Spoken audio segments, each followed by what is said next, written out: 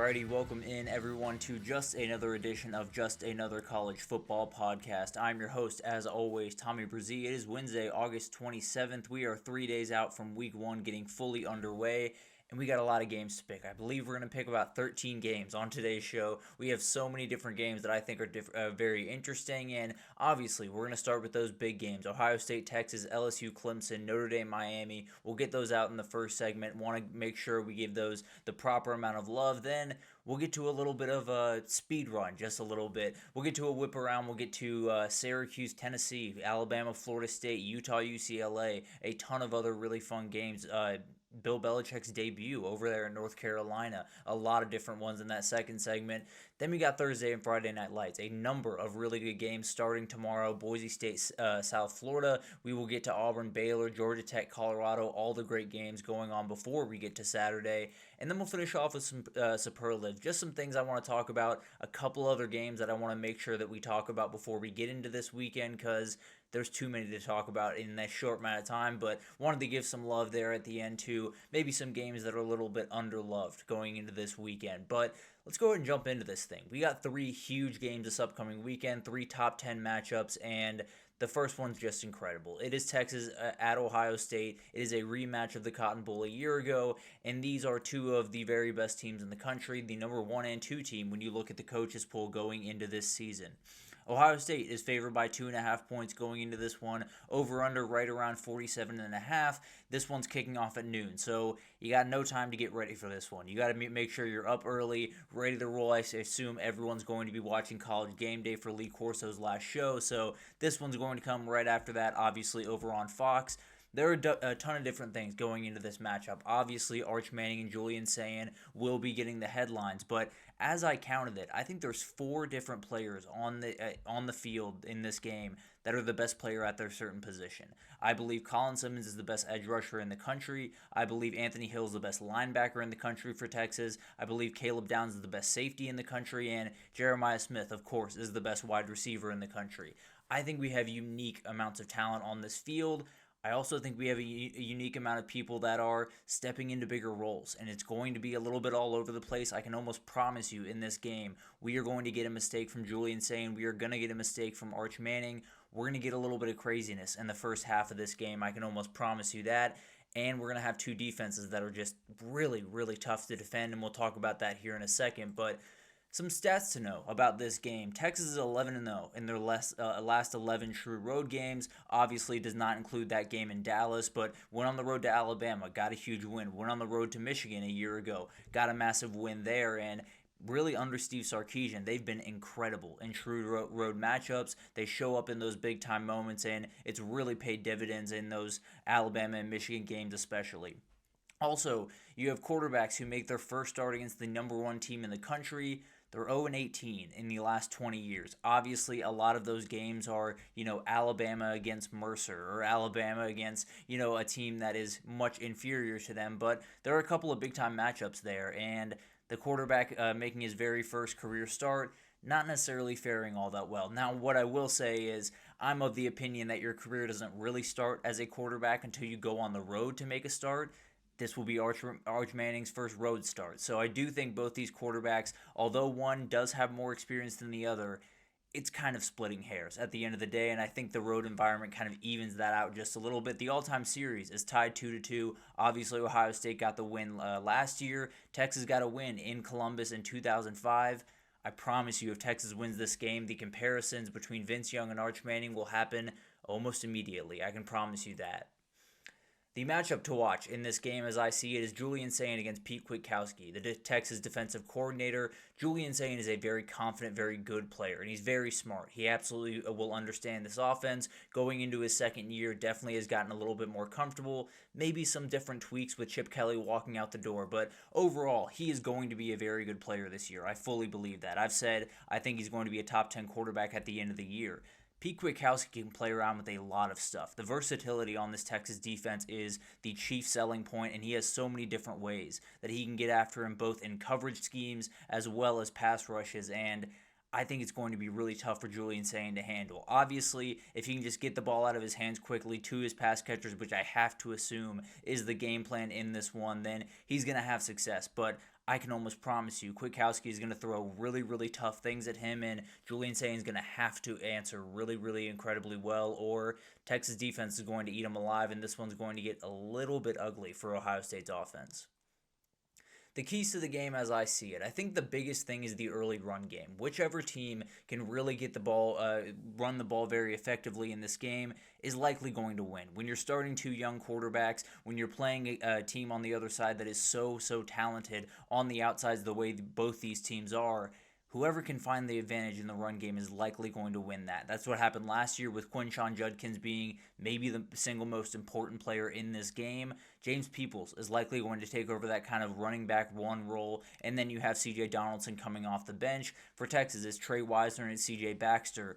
Both these teams are plenty capable of running the ball very effectively, but whichever team can force one more guy to have to step into the box and play the run is going to hit the first big play, and frankly, I think that's going to be the big play in this game with two defenses that I think are going to play lights out. It might just come down to one of those big-time chunk plays, and the way you make that happen is to run the ball early in this game. And then offensive tackle play, I think, is really interesting in this game because you have two edge defenders on both sides of the ball that are nightmares, and they're a little bit different. Colin Simmons is a little bit more of that, bendy, fast, off the ball, incredibly good pass rusher, plenty good against the run, no doubt about it. You have Ethan Burke on the other side, can do a little bit of everything. Trey Moore is going to factor into that conversation as well. And then on the other side, you have Kenyatta Jackson, you have Caden Curry, you have Bo Atkinson, all incredibly physical, incredibly large, really good edge setters that play incredibly well against the run. Whichever one of these teams can find a way to get their relatively new tackles going. The right tackle for Texas, Brandon Baker, is making his first career start. The left tackle, Austin Saraveld for Ohio State,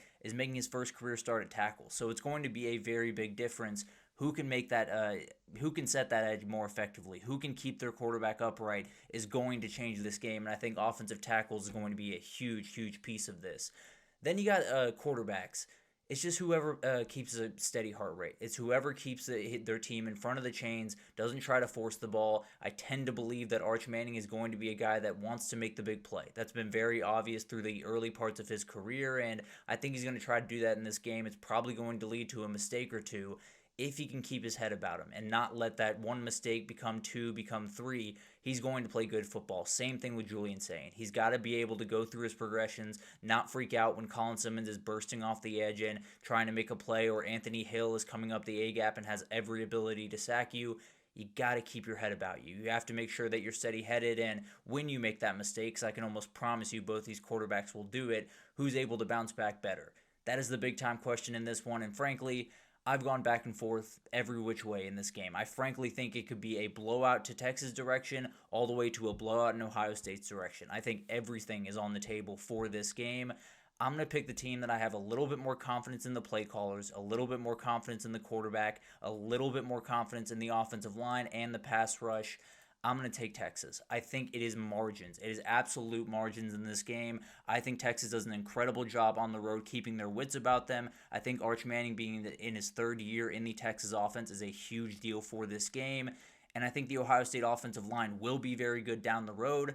I think this first game is going to be really tough to handle those edge rushers for Texas. I think Julian Sayin makes a couple of mistakes, and I'll take Texas to win this one 24-20.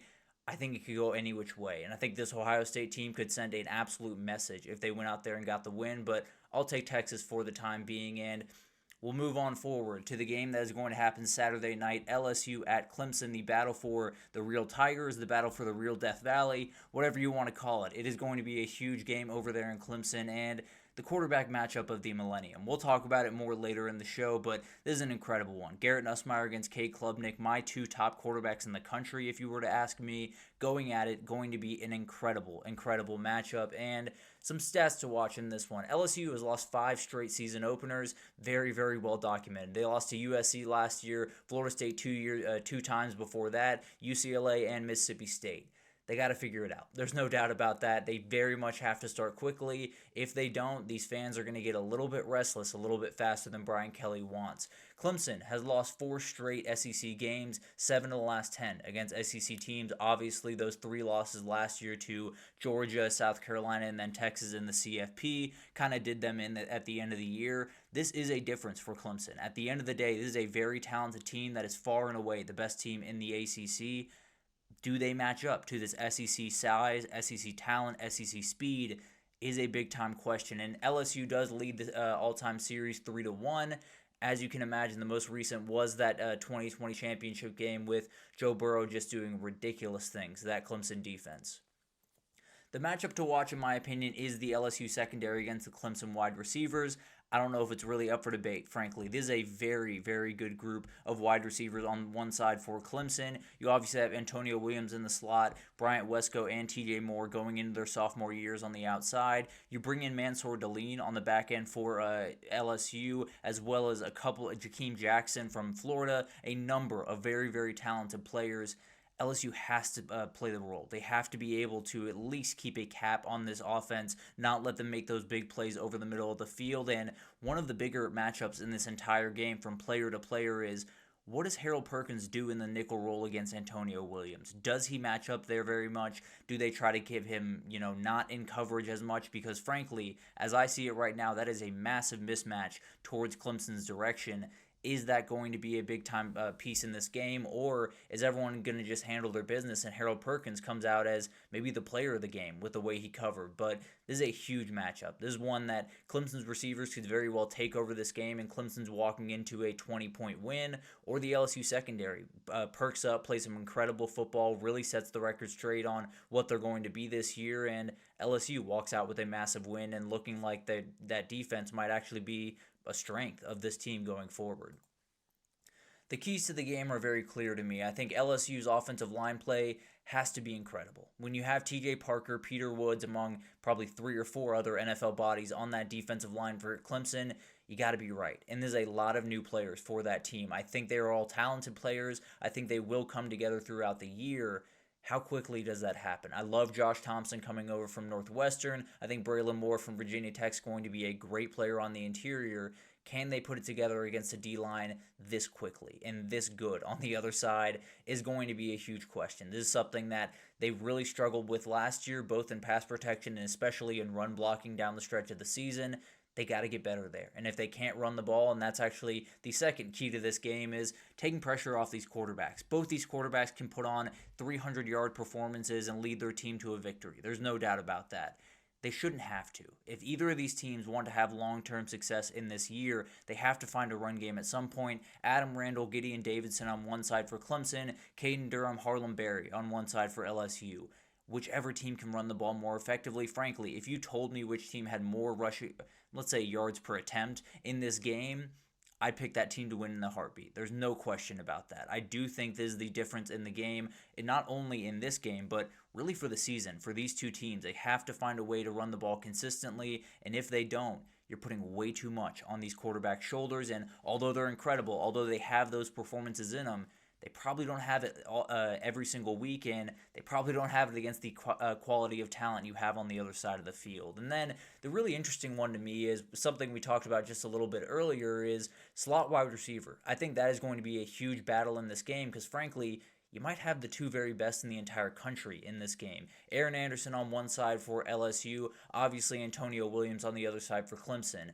These are two elite players, and I think you have matchup problems on both sides of the ball, with Clemson obviously being a little bit more adept to guard it, LSU with maybe Harold Perkins guarding it, maybe a new corner coming in to play that role, and Harold Perkins being more of a roving type player. We don't really know what that looks like, and that's kind of the biggest question around LSU right now is how do you utilize number 7, and how does he kind of get loose in this defense the way that he is capable of, but you still have to put him in the right position, and you don't really know where his position is. At least as of right now, we will find that out. But frankly, I think one of these guys is going to open this thing up. If you told me Aaron Anderson had more yards than Antonio Williams, I'd probably pick LSU in this game. But frankly, I'm going to go Clemson. I think when I look at this game objectively, I don't see an LSU offensive line getting there quick enough to handle TJ Parker, to handle Peter Woods, to handle all of the guys, Sammy Brown, that's going to be playing a factor in all types of game or types of plays in this game. I think Clemson has too much offensively. I think LSU will make plays, both offensively and look relatively solid defensively. Not perfect, but at least a lot better than a year ago. But I'm not going to pick against Clemson at home, especially when Kate Klubnik is running the ship. Then we got Notre Dame at Miami on Sunday night, and this one's going to be incredible. This is a game that I feel like a lot of people have kind of just written off and said, well, Notre Dame's going to roll in it. We talked about it on Monday. Miami has all the ability to win this game. They were able to beat them last time they were down there pretty handily against Notre Dame, but there's a lot of different things going into this game. Obviously, Carson Beck comes over from Georgia going into Miami. CJ Carr takes over as the starting quarterback for Notre Dame, and you have a running duo at Notre Dame that is as special as you will find in the country. Jeremiah Love as well as Jadarian Price are going to be nightmares to deal with for Miami, but if you can slow those guys down and put the game in CJ Carr's hands, then you got a lot of things going in the right direction. And maybe this Miami back end that we talked about on Monday seems to be looking the part early. Maybe they can make a couple of plays and totally turn this thing on its head. Stats to know going into this one. Notre Dame holds a 55% win percentage against top 10 teams, very much in the top 10, I believe, all time in college football. Has done an incredible job in these big time games. Even Marcus Freeman, when he came in, has done a very, very nice job. Obviously lost that big time game to Ohio State, but last year did an incredible job, winning a couple of games before again, losing to Ohio State in the national championship. But Miami hasn't beat a top 10 team under Mario Cristobal. So this would be new territory for Miami when they face off against the Clemsons of the world, when they get a team out of conference that is an elite team. Doesn't quite go the way of the Hurricanes, at least as of late. This would be a huge turning point for this program for obvious reasons, and Notre Dame leads the all-time series 18-8-1. The most recent one was in 2017. Miami did get that win, so Miami on a one-game win streak, but at the end of the day, Notre Dame leads the all-time series, and it's going to be a very, very fun one down there in Coral Gables. The matchup to watch, in my opinion, is the Miami wide receivers against the Notre Dame cornerbacks. Excuse me. Got a little bit ahead of myself there. But Notre Dame loves to play straight-up man coverage. That's the way that they go about business. Now, it is no longer Al Golden. It is now Chris Ash, and we'll talk about that here in a second. So maybe that changes up a little bit. But if you know anything about Carson Beck, or if you look into Carson Beck just a little bit further, he's incredible against zone coverage. He does such a good job going from 1, 2, 3, 4, all the way through his progressions, finding the open guy, finding the gap in the defense, and delivering the ball effectively. If you play tight man coverage against Carson Beck, if you have the ability to make him throw into tight windows, to make him throw into man coverage type schemes, he has some issues. He definitely does struggle a little bit more in man coverage, especially when it's uniquely sticky man coverage. And when I look at the Miami wide receivers, I think JoJo Trader is a very good player. I like what CJ Daniels can bring to this team. I think they have the guys to make it work. I got to see it first. I got to see these guys, put it together, especially against Leonard Moore and against Jordan Clark and against Christian Gray. You have too many guys on the other side of that defense that these wide receivers have to be very, very good on Saturday. They have to be able to create separation, give Carson Beck plenty of space to throw the ball into. He will make those throws. If you give him the space to make them, it is going to be a very, very tall order against these DBs. But at the end of the day, this is probably the matchup of the day. Whoever wins this one's probably winning this game. The keys to the game, the first one obviously is get CJ Carr comfortable. Frankly, kind of the same applies for Miami, but we'll talk about that here in a second. CJ Carr, you have to make sure that he feels at least relatively comfortable. It's not going to be perfect. It's his very first start on the road at Miami. The fans are going to be getting after him. It's going to be intense, and it's going to be hard for him to play totally clean football, but get him a couple of easy completions early on. Let him get the ball to Jeremiah Love and let Jeremiah Love go for 25 yards and make CJ Carr look really good.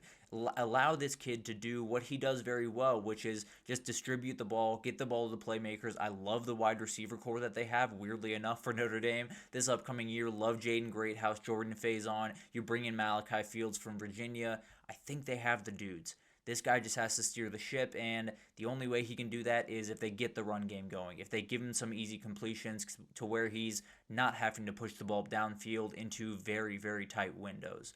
For Miami, it's kind of the same principle, but mainly you got to get the run game going. If Miami is going to be able to win this game, they have to be able to get Notre Dame to kind of commit more bodies to the box and allow Carson Beck to have those openings in the back end because he will hit them. I love Jordan Lyle. I think he's a very, very good player that's going to explode onto the scene this year. Mark Fletcher, a little bit more of that bruiser, probably will be relatively the running back one, but I think the carries will be relatively evenly split. I like the group that they have. If they can't run the football against this Notre Dame front, it's going to be a problem. And Miami has one of the best offensive lines in the country as far as I'm concerned, so I expect them to be relatively solid there. If they can't do that and they can just sit back in coverage and allow Carson Beck to throw into precarious windows, it's going to get bad in a hurry for this Miami offense. And then new defensive coordinators on both sides of the ball. Chris Ash on the Notre Dame side takes over for Al Golden, who moved on to the Bengals, and then Corey Heatherman. I forgot that name on Monday, but Corey Heatherman takes over at Miami, coming over from Minnesota.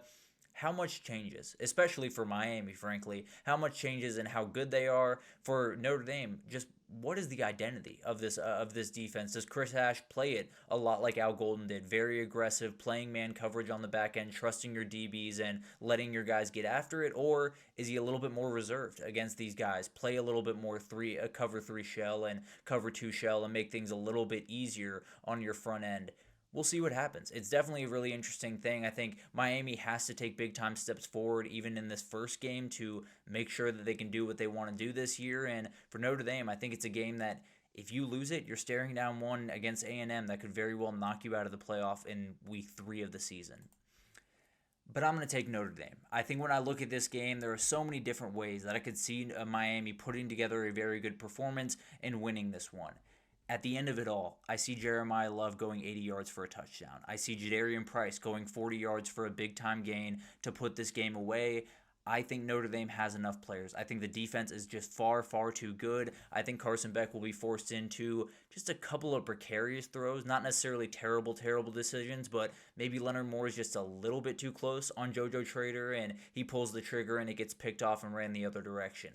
I think Notre Dame has the dudes. I think they will open quickly, and I think Miami will just not quite have the continuity, the connectiveness to come together and come back from an early deficit against Notre Dame. So that's where I stand. I'm going to take Texas, I'm going to take Clemson, and I'm going to take Notre Dame in these big-time games this upcoming weekend, and I feel about as good about it as just about everyone else does.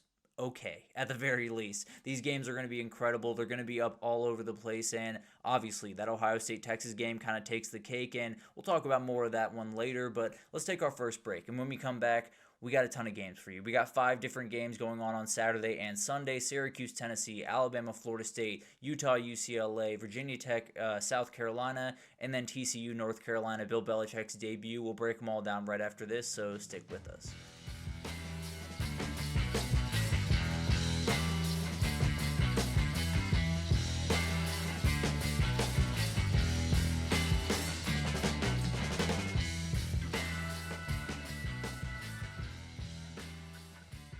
Alrighty, welcome back everyone. We just talked about the big time games. Texas heads up to Ohio State, LSU heads over to the other Death Valley, and Notre Dame heads down to Coral Gables to take on Miami. They're going to be incredible. There's no doubt about that. Cannot wait for those ones to get underway, but let's not forget about the rest of the games going on this weekend. We have some incredible, let's say, Tier 2 games, if you will, this upcoming weekend, and it's going to be really, really fun to watch what happens in these games, and let's go ahead and jump into them.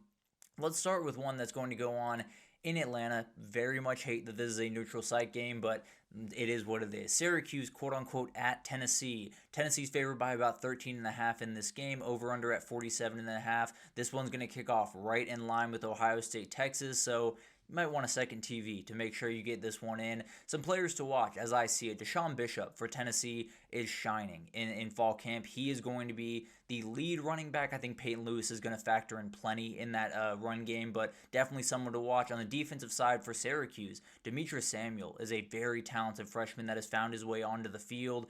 I think he's going to be a big-time player. We'll see how he holds up in his very first game of action in the college level. Incredible, incredible player, and overall, it's a very interesting game. You have two quarterbacks that came in the spring portal window that won the job over guys that were there prior. It is going to be really interesting how quickly these guys can get their feet under them and how quickly they can get these offenses rolling, because I think both these teams have the ability to really make something happen in their conference, whether it's Tennessee finding this offense, Joey Aguilar playing really good football and them finding their way to the SEC championship or at least in the CFP picture, or Syracuse putting it together for a second year in a row with Steve Angeli coming in from Notre Dame, and you put something together that's another special season for Fran Brown, and maybe you're a 10-win team and on your way to the CFP at the end of the year, continuing to take steps forward. But for Tennessee, my big-time question is around the wide receiver room. I think the defense did lose some big-time pieces, but I'm not really going to worry about the defense for a number of different reasons. I think they're going to be more than fine on that side of the ball. Obviously, some relative worries, but when you have Joshua Josephs, when you have Arian Carter, I'm not going to worry too much. But at the end of the day, for the wide receiver room, Mike Matthews, does he step up in a big way? He almost has to. I think there are a number of talented guys, Chris Brazzell being one of them, but Mike Matthews is the difference maker in this group to me. He is the guy that can turn their offense from, good enough, winning games, keeping their defense in it, to special, to 2022 levels, to playing for a possible CFP spot. And then Boo Carter has gotten the idea that maybe he's playing both ways. I don't know if that's going to happen after the craziness that's happened in the offseason, but at the end of the day, I tend to believe he's a really special DB.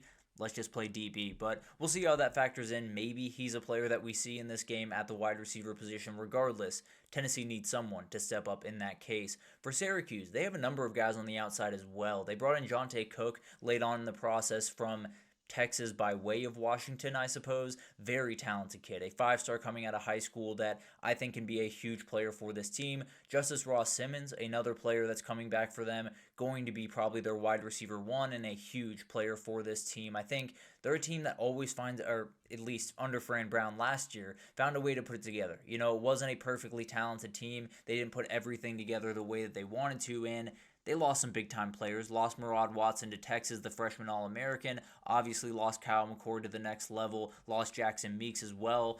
A number of players walking out of this team. It's going to be relatively hard for them to find the same level, but frankly, I'm past doubting Fran Brown. I think he's going to have this team at least ready to play, and they will give them a fight. I think Tennessee almost has to win this one. Not necessarily like Josh Heupel is fired. In fact, he just signed an extension, so he's comfortable there for a while. I think that's a great decision by Tennessee, but I do think they need to win this one. I think they will win this one. I got Tennessee winning this one 31-17. I think they have enough. I don't think it's going to be a perfect game. I think there's going to be some Joey Aguilar mistakes. I also think there's going to be one or two big-time Joey Aguilar plays where you're thinking, Nico probably would have put that ball in his pocket, and I think Tennessee fans are going to be excited about that prospect, and we'll see what happens moving forward. Now we move down to Tallahassee, Florida. Alabama at Florida State. 13.5 is the line in favor of Alabama. 50.5 is the over-under. This one's kicking off at 3:30. Kind of I don't want to say barren, because any college football is great college football, but if you got something to do on Saturday, maybe 3:30 is around the time to do it, because you got incredible games at noon and 7:30. But regardless of that, I think there's two big-time players to watch on both sides or on offense for both teams. Richard Young is going to take over probably the running back one role around Alabama, especially with Jamarian Miller going out for at least 4 or 5 weeks. We'll see what happens. Sounds like he'll be ready for the Georgia game, but Richard Young has to step up big, as well as Daniel Hill in this game. And then Javon Boggs, a freshman wide receiver for Florida State, seems like he's going to be the starter, and it's a special athlete. There's no two ways about that. He is absolutely someone that could totally change this game and maybe give Florida State a more of a shot than people think. Oh, excuse me, a little bit early there, but got a little sneak peek of my pick. But at the end of the day, Florida State's got to start fast. Tommy Castellanos comes in, and he has talked quite a bit about this upcoming matchup and said that he is going to get a big-time win for Florida State. Ty Simpson comes in on the other side with a elite wide receiver core around him, one of the best offensive lines in the country in front of him, and they go up against a Gus Malzahn-led offense that has given Alabama a little bit of trouble. Obviously, an entirely different staff and an entirely different situation, but it would be a little bit of a flashback and a bad flashback for some Alabama fans out there if he was able to pull it off. Deuce Robinson is an interesting player to watch for FSU on the outside as well. Very big, very physical, can kind of match up physically with these Alabama DBs where not a lot of these FSU players are really wide receivers in general in college football can. So it's going to be a really tough fight. Alabama's got to find a way to do this one, and they got to do it very effectively. I think it's a very interesting way both these fan bases are walking into the season where Alabama wants to see their team roll over Florida State. They want to see Ty Simpson throw for 300 yards, the running game look really good, the defense fly all over the place and make big play after big play, and them come out with a big-time win. Florida State wants to see their team keep their head above water, wants to see their team at least hold their own for, let's say, a half of this game, make this thing a little bit interesting, and at the very least show signs of growth. I think you can find the middle ground in that, but at the end of the day, I think this Bama defense is going to be an absolute nightmare for Tommy Castellanos. I think he didn't even need to say anything before this game for them to be a nightmare, but he decided to say something anyway, and they're going to be equally as much a nightmare this time. So it's going to be really interesting to watch. I'm going to take Alabama 41-20. I think this Alabama team is going to be really good this year. I think they make a statement in week one, and I think Florida State, you feel better about where you were at the end of than where you feel better about where you are now than where you were at the end of the year, but you don't feel great at the end of this one if you're a Florida State fan. Utah at UCLA, kind of an underrated matchup this upcoming weekend because it's a very, very interesting one. You got two transfer quarterbacks on both sides, as you can imagine in the world of college football we live in today. You got Devin Dampier on one side, you got Nico Iamaleava on one side, and two new offensive coordinators on both sides as well. Jason Beck at Utah, Tino Sunseri at UCLA, two very, very talented play callers, very interesting guys that I tend to believe are going to be head coaches at some point in their future. But a couple of players to watch.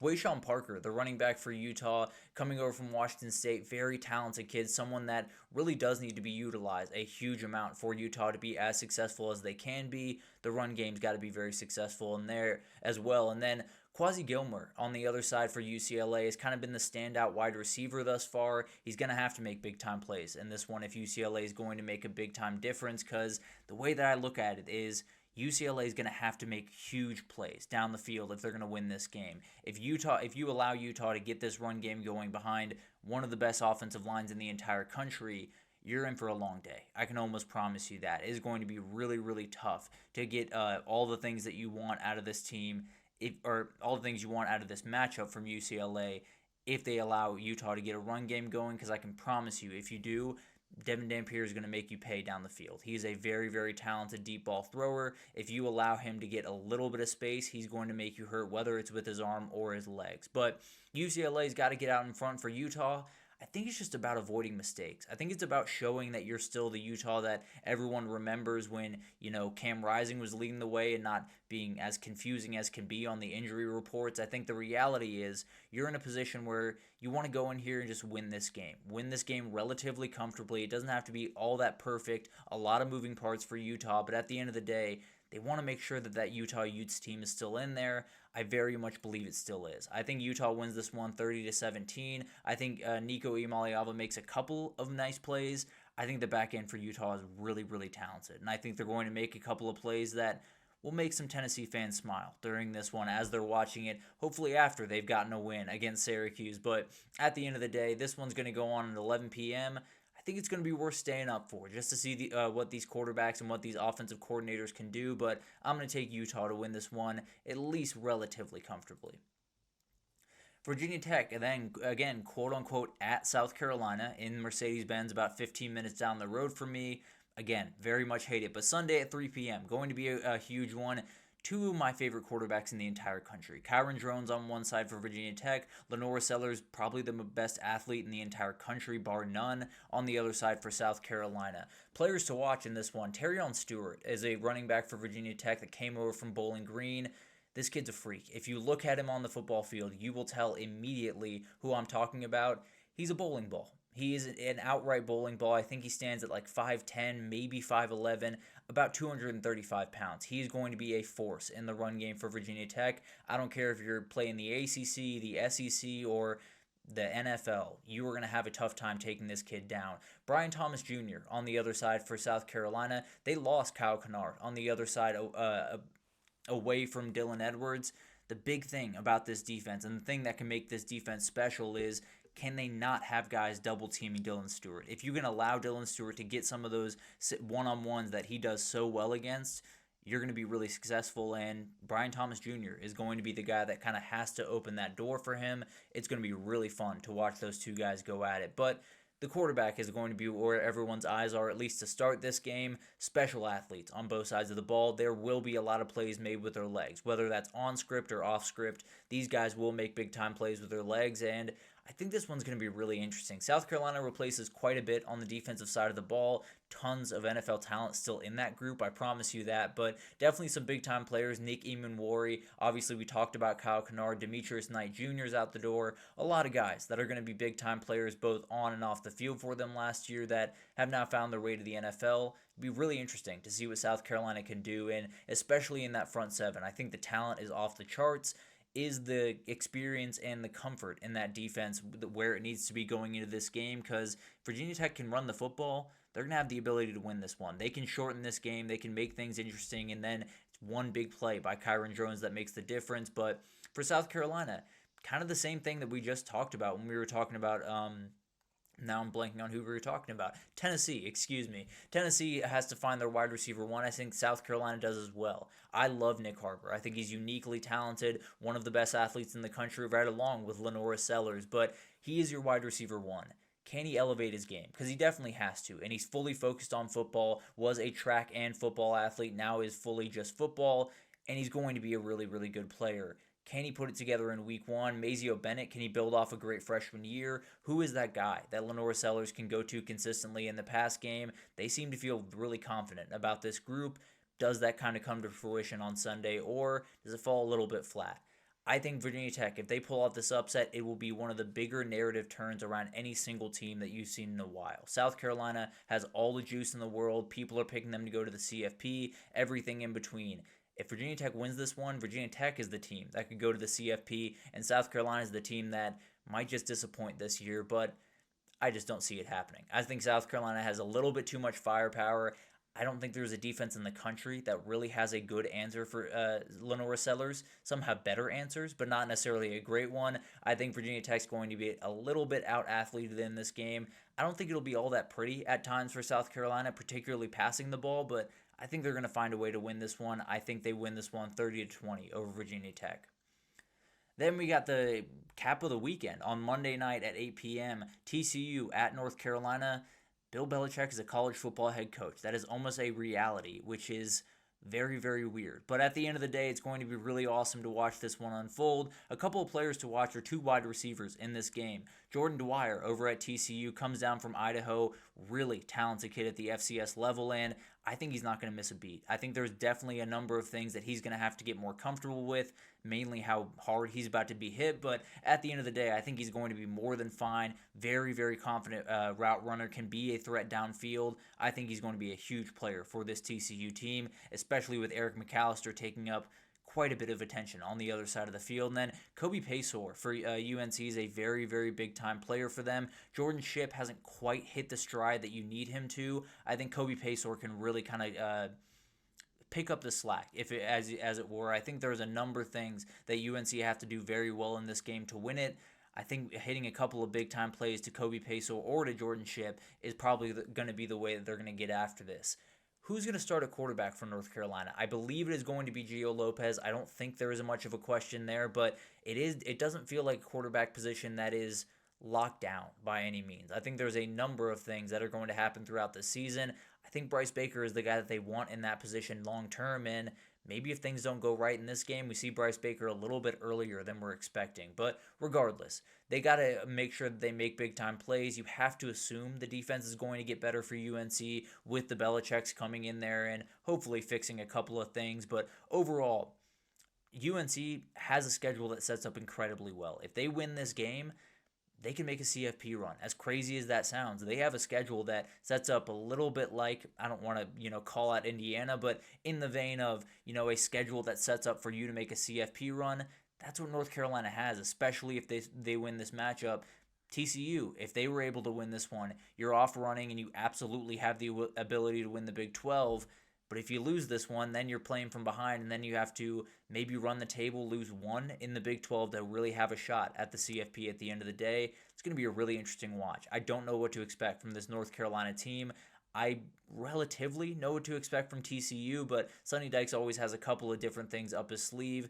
It's going to be much like that TCU Colorado game from a couple of years ago. A lot of energy around one team, a lot of juice, and I don't think it's going to go the same way though. I do think TCU wins this one 34-21. I think Josh Hoover's too much. I think he's a really really good football player, probably one of the more underrated quarterbacks in the entire country, and I just don't think Bill Belichick's going to have this thing where he wants it in week 1. I think they're going to be a weird team this year at the very least. I don't necessarily feel super highly about North Carolina, so I'll go with TCU in this one. I think it's going to be a very fun game, but I think Josh Hoover is too much, and I think the Horned Frogs get that one relatively comfortably over Bill Belichick and North Carolina.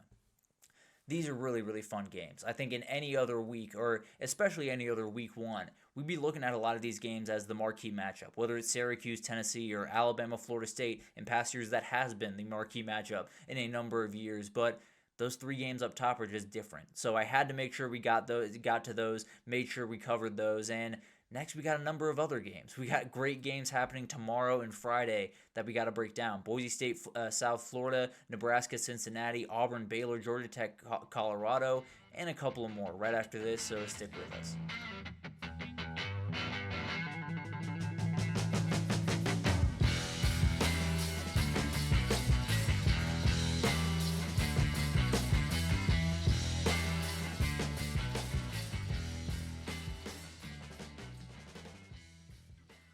Alrighty, welcome back everyone. We just talked about some, let's say, Tier 2 games from Week 1. Ones that probably would be Tier 1 in just about any other Week 1 in history, but are Tier 2 in a Week 1 that I think is the best that we've ever seen. But let's move backward just a little bit. We started with the Saturday games. Now we're going to go to the games that are going on tomorrow and Friday.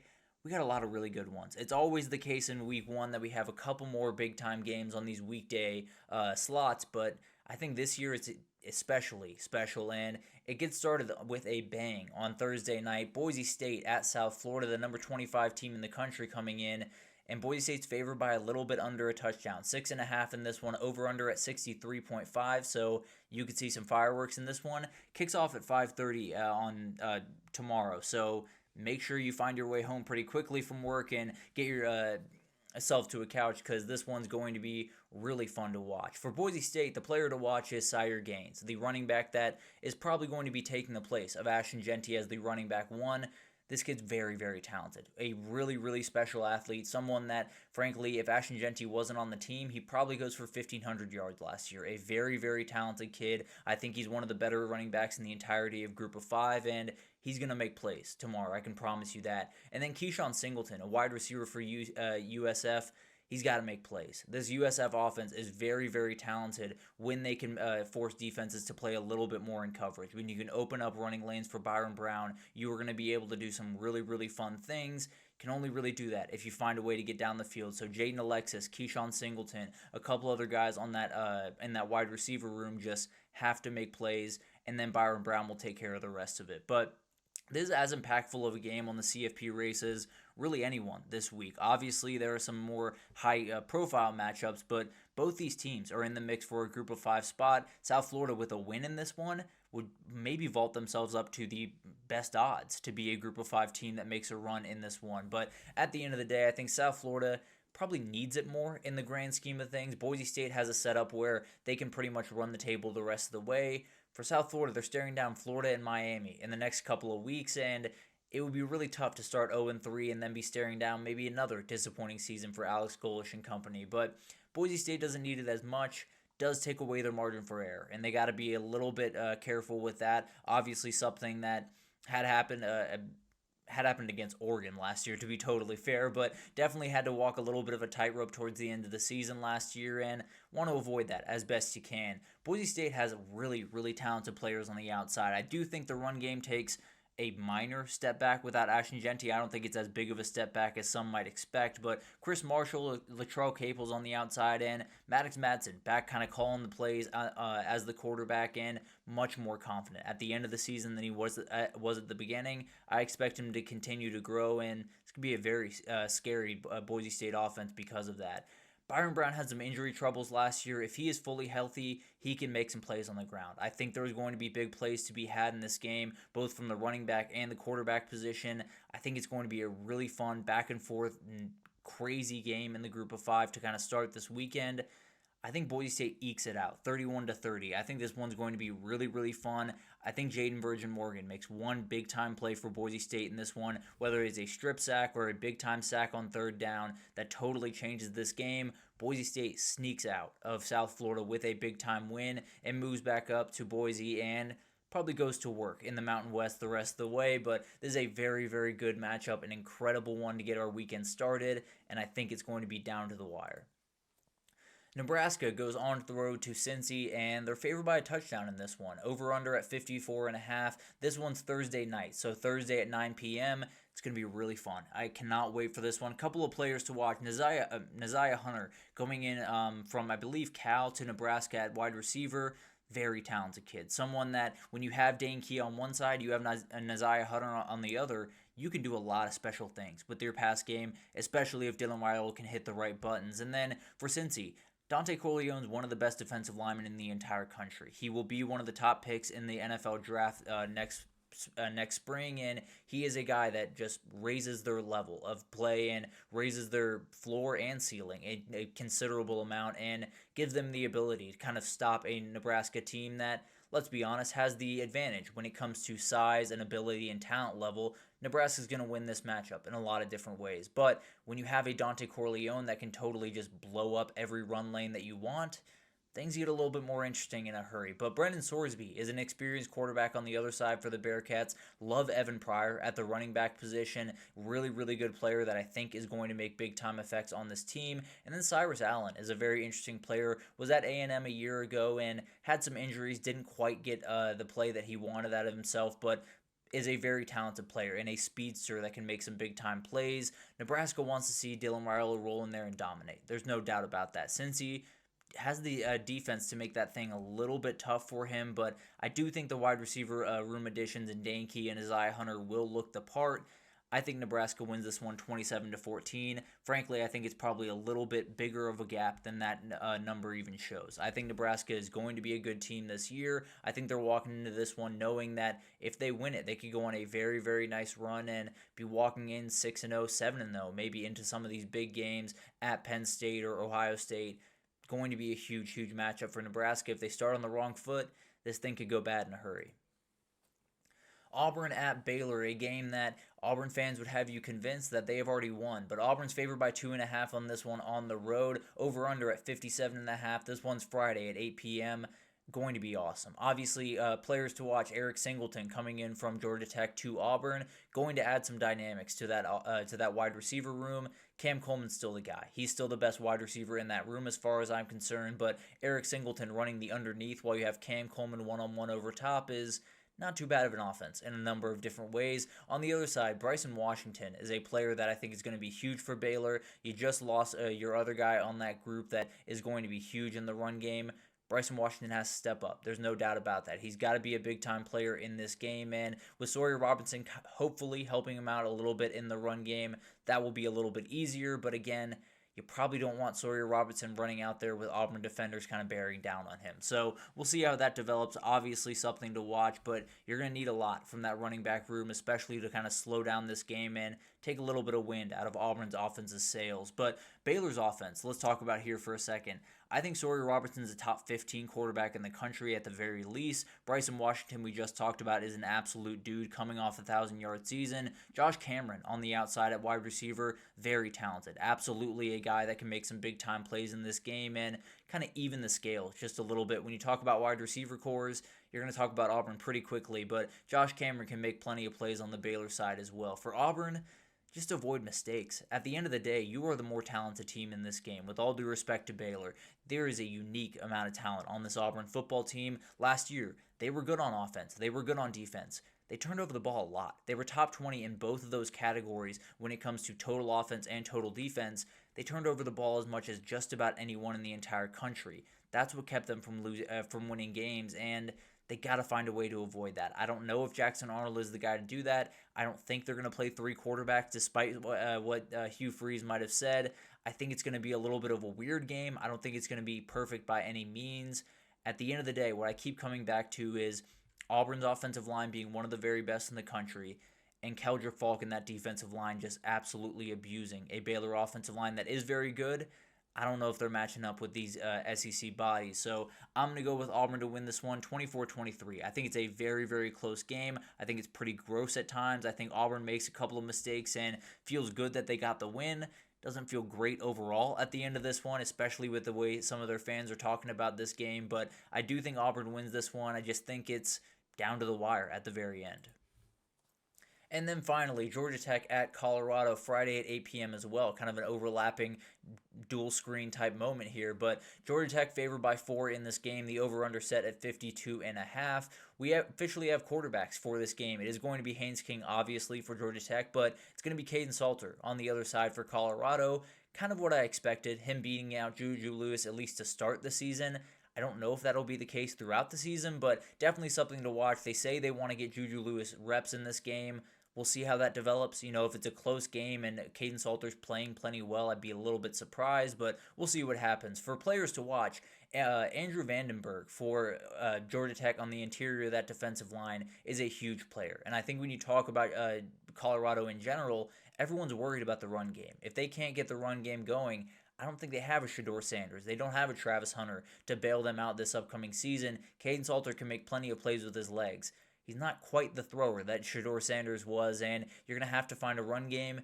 Andrew Vandenberg's going to do everything in his power to make sure that you don't. And then Jerlon Miller on the other side for Colorado, one of the more special athletes that'll be on the field on Saturday. Very, very good player on the outside for Colorado, along with Omarion Miller on the outside for Colorado that will make big-time plays in this game. Very much needs to. Against a Georgia Tech defense that has been getting better throughout the last couple of years. New defensive coordinator and Blank Gideon coming over. How does that back end play early on in this season is going to be a huge question, and maybe Colorado has the dudes to take advantage of that.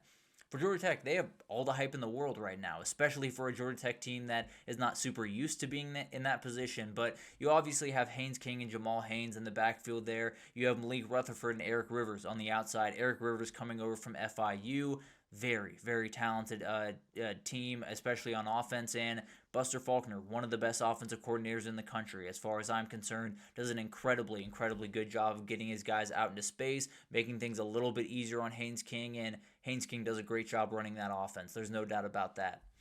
Colorado's an unknown. Imagine that. They're a team that I think a lot of people will try to tell you they know everything about, and they don't. It's an absolute nightmare to figure out what this team is going to be. They have a lot of moving parts, a lot of moving bodies.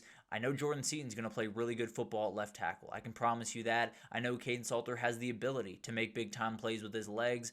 I know you have talent all over the field. There's no doubt about that. When you talk about Colorado, is that talent playing together is a rather big question. So we'll see what happens here. I think Georgia Tech got to be ready on the defensive side of the ball, with a lot of special athletes on the offensive side of the ball for Colorado. But this one's going to be a little bit of a weird one. I don't feel fully confident in what Colorado is going to be. I feel pretty confident in what Georgia Tech's going to be, and I think they win the line of scrimmage battle. I think they run the ball very effectively in this game, and I think they win it 34-24. I don't think it's a perfect game from Georgia Tech. I think it could be a 3-point game in the fourth quarter, and then Georgia Tech kind of marches down the field, gets a late touchdown to win this one, but I don't think it's going to be straightforward.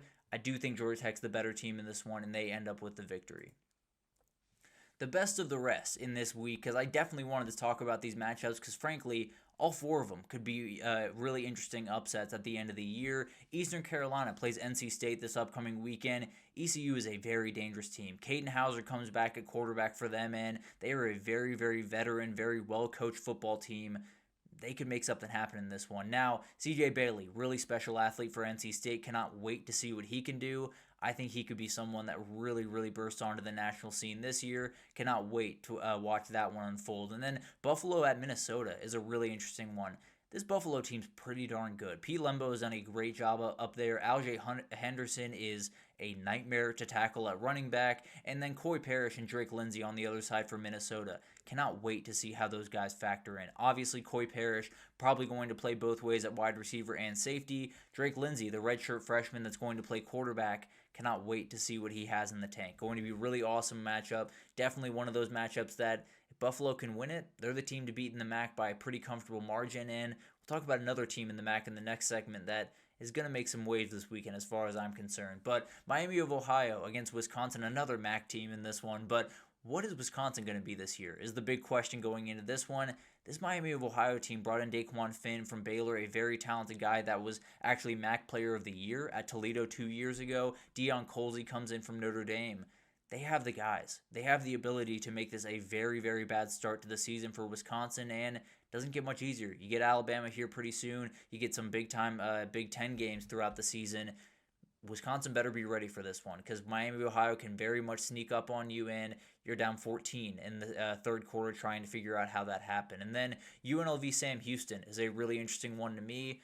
If that UNLV team looks like how they looked in week 0, Sam Houston is a very dangerous team. Hunter Watson can make some big-time plays with his legs, and this UNLV team could have to score 40 points again to win a ball game. That'll be really interesting to watch. That's definitely a game I'm watching very closely because if UNLV doesn't win it, they might be out of the CFP conversation very early on. If they can find a way to right the ship and make everything look the part, maybe they're the favorite to go to the CFP after this weekend. But some really fun games on Thursday and Friday, obviously kind of led by that Auburn-Baylor game and that Georgia Tech-Colorado game, but cannot wait for Boise State-South Florida. I think that is a huge game with massive CFP implications, but we'll get into all that as it unfolds. Obviously, we will cover those on Monday, or actually on Friday. We'll talk about Boise State-South Florida and get into all the craziness that I'm sure is going to happen tomorrow, but let's take our last break here. When we come back, we got some superlatives for the week. I'll give you my best matchup as I see it, the best quarterback matchup,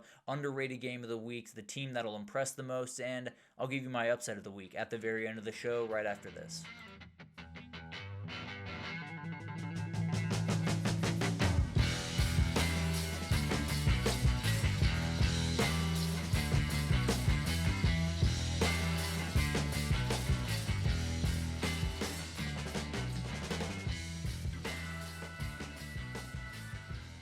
Alrighty, welcome back everyone. We just talked about those Thursday and Friday night lights. It's going to be really fun to watch those teams go at it. Very, very big time games. Nebraska, you got to get a win at Cincinnati, no doubt about it. And Boise State, kind of the same thing as South Florida against a very dangerous team that could make a CFP run if you let them. But let's get into some superlatives for this upcoming week. We'll do this every weekend. They'll probably morph throughout the season, but this is what I got for today. And we'll start with the best matchup of the week as I see it. As you can imagine, it's not much of a question as far as I'm concerned. It is Texas at Ohio State. This is about as good as it gets. It's the best season opener I think we've ever seen. It's two of the biggest brands in the sport, two of the top 5 or even 3 biggest brands in the sport as far as I'm concerned, two of the top 5 head coaches in the sport, talent all over the place. We talked about how I think there's 4 players that are the very best in the country at their position going on in this game. It's going to be really, really fun to watch this one unfold. And I think the reality is you don't really know how it's going to unfold. I think everything is on the table for this game. I think Ohio State could win by 20. I think they could win by 1. I think Texas could win by 20. I think they could win by 1. I don't know if anyone really knows what either of these teams is fully bringing to the table. Ohio State with new offensive and defensive coordinator. Texas with a lot of change on both sides of the ball, especially with Quinn Ewers moving on.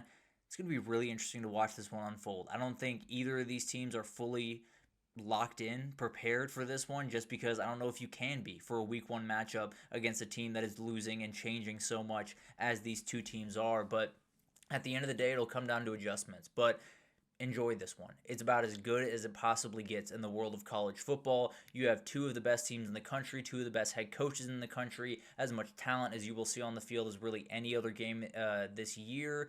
And it's in one of the best venues you can possibly imagine in the Horseshoe. It's going to be incredible. It is college football nirvana, as I like to call it.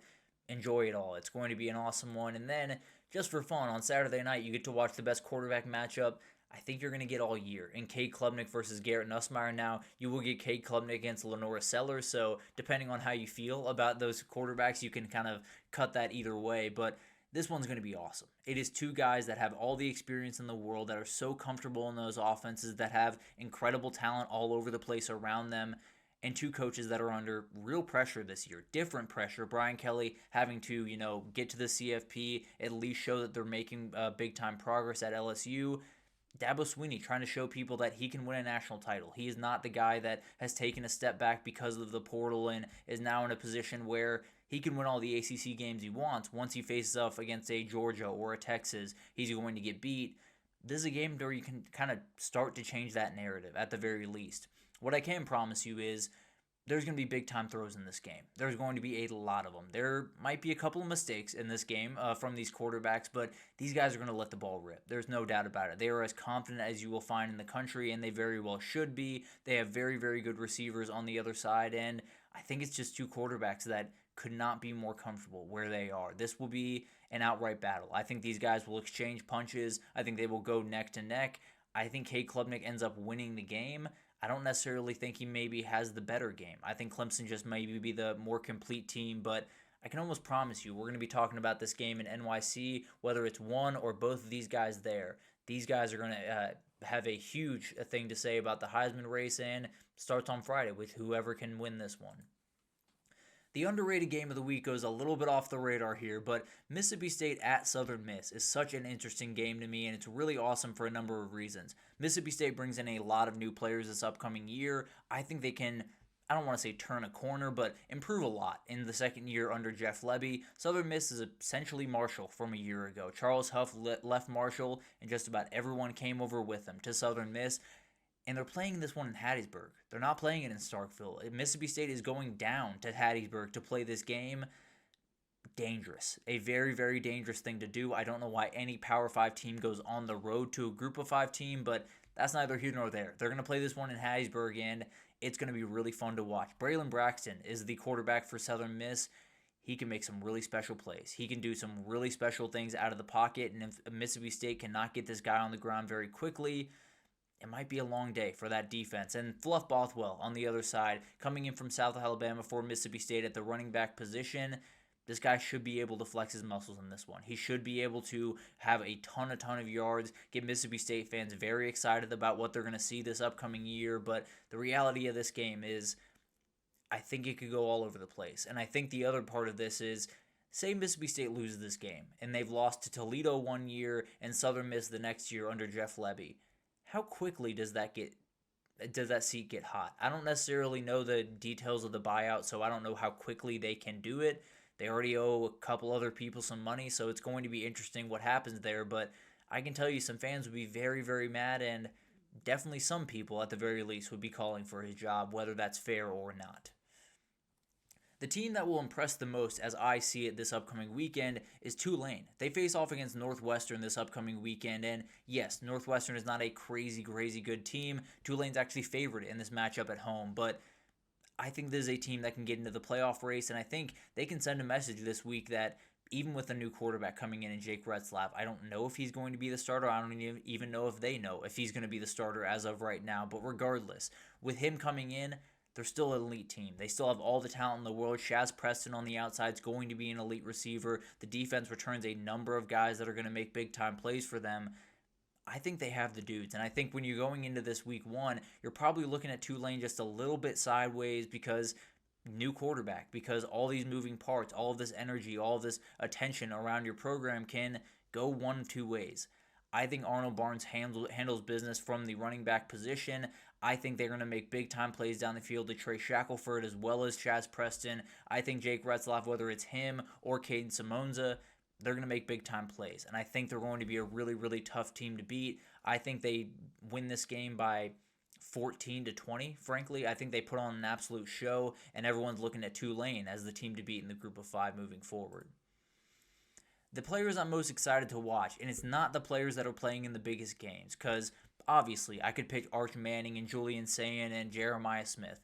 I'm very excited to watch those players play football. At the end of the day, I'm going to pick new players to their football teams. Fernando Mendoza gets a game that they should be able to comfortably win. Old Dominion is a good team, not a great team. They should be able to beat them, but it is a team that isn't terrible. So you will be able to test Fernando Mendoza with Indiana a little bit early in this game. It's going to be really fun to watch this kid. He is an NFL talent going forward, and he's someone that I think they might get better quarterback play this upcoming year than they had a year ago if they're going to get it. It's going to start this weekend, and I think it's going to be a great matchup for him to kind of flex his muscles just a little bit and at least show the Indiana fans something that will make them excited about the rest of the season. Same thing with Bryce Underwood. They get New Mexico this upcoming weekend, does Michigan, and you're in a position where you could make some incredible plays, and then everyone is buying Heisman odds on Bryce Underwood overnight. I can promise you that. In fact, I can promise you he's going to make some plays that will make your jaw drop. I can promise you. There is going to be some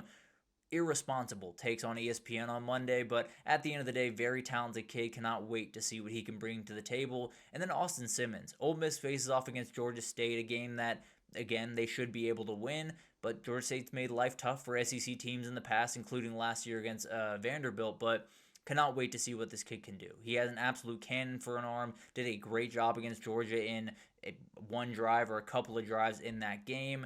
If they win this one, obviously they should win this one, but I do think they're a team that can get into the CFP conversation if this kid is special. If he's special, he's probably putting out 5 or 6 touchdowns in this game because that's what Jackson Dart used to do in these types of games. My upset of the week is Toledo over Kentucky. This is a Toledo team that is really, really darn good. Shout out Jay Will over there on the Film Guy Network because this team could make a run at the CFP. They might be the very best team in the MAC. Tucker Gleason leading the way after an incredible year a year ago. Junior Vandross on the outside, very talented kid. Trayvon Rudolph coming over from NIU played a huge role in that season for the Huskies a year ago. Chip Trainum taking over at running back. They got dudes all over the place on this offense. And Kentucky, I just don't see the confidence with that team right now. I like Zach Calzada coming off a great year at Incarnate Word, but the reality is I just don't see a lot of confidence in this football team. A lot of big-time players left. Pretty much every big-time player that you had from a year ago walked out the door, whether it was to the NFL or to another team. It's going to be really tough. It's a veteran defense on the other side for Toledo.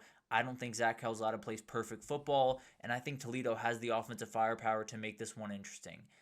I just think Kentucky's in a really, really bad spot going into this year. I think Toledo's a very real CFP contender, and I think people will look back on last year's win over Mississippi State as not so much of an anomaly, just something Toledo does now. They beat SEC teams early on in the year. I think they top Kentucky in this week 1 and really start a massive year off in incredible fashion.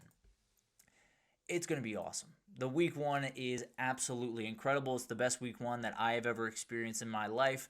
Cannot wait to get everything underway. We'll give some final thoughts on Friday. We'll obviously get into the Thursday night games that have already happened, then give some final thoughts for these big-time games this upcoming weekend. I'll give some hot takes for the upcoming season, maybe some teams that I'm rethinking as we go into this season, and a number of other things coming on Friday, a number of things to get into. Thank you so much for tuning in. Please do like, subscribe, comment, do all of that stuff. Means the world to me, helps out a ton with all the stuff I do here.